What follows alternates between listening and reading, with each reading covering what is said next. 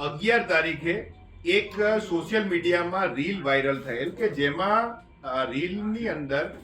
એવી માહિતી મળેલ કે લાજપોર જેલના જેલરે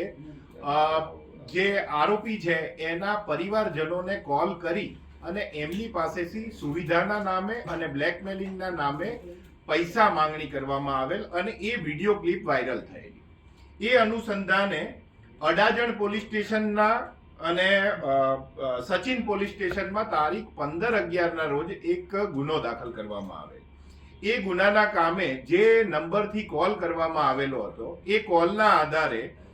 ડીસીપી ઝોન 2 એલસીબીના જે પીએસઆઈ છે કેડી પટેલ તેઓએ આ તપાસ શરૂ કરી અને તપાસના અંતે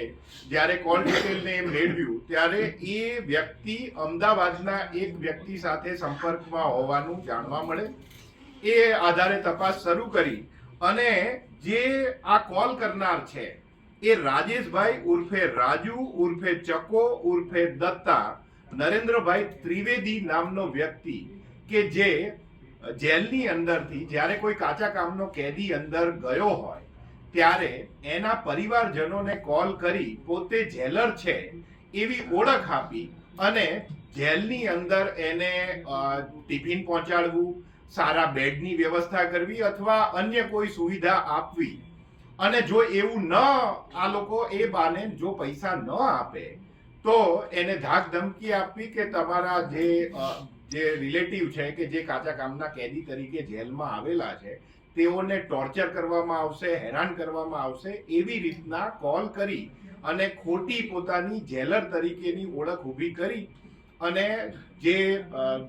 કેદી તરીકે જનાર છે તેમના પરિવારજનો પાસેથી પૈસાની માંગણી એનો મેઇન ઉદ્દેશ્ય રહેતો। જ્યારે આ આરોપીને પકડવામાં આવેલ અને એનો ગુનાહિત ઇતિહાસ તપાસેલા ત્યારે એના વિરુદ્ધમાં 4 જેટલા ગુના આવા જ કે જેમાં ક્યાંક એ નકલી ઇન્કમટેક્સ ઓફિસર બન્યા હોય, ક્યાંક નકલી મામલતદાર બન્યો હોય, ક્યાંક નકલી પોલીસ ઇન્સ્પેક્ટર બન્યો હોય કે ક્યાંક નકલી ફૂડ સેફટી ઓફિસર બન્યા હોય અને ચીટિંગ અને પ્રોહિબિશનના જેવા 6 જેટલા ગુના એના વિરુદ્ધ નોંધાયેલા છે। આ ગુના જે આરોપી છે એને ડીસીપી ઝોન 2 એલસીબી પોલીસે હાલ અત્રે અરેસ્ટ કરેલો છે અને એનો જ્યાં મૂળ ગુનો નોંધાયેલો છે સચિન પોલીસ સ્ટેશનને જાણ કરેલી છે, જેથી કરીને સચિન પોલીસ સ્ટેશનના ટીમ અત્રેથી આવી અને લીગલ પ્રોસિજર પૂરી કરી અને આરોપીને લઈ જવાની કાર્યવાહી હાલ થઈ રહી છે।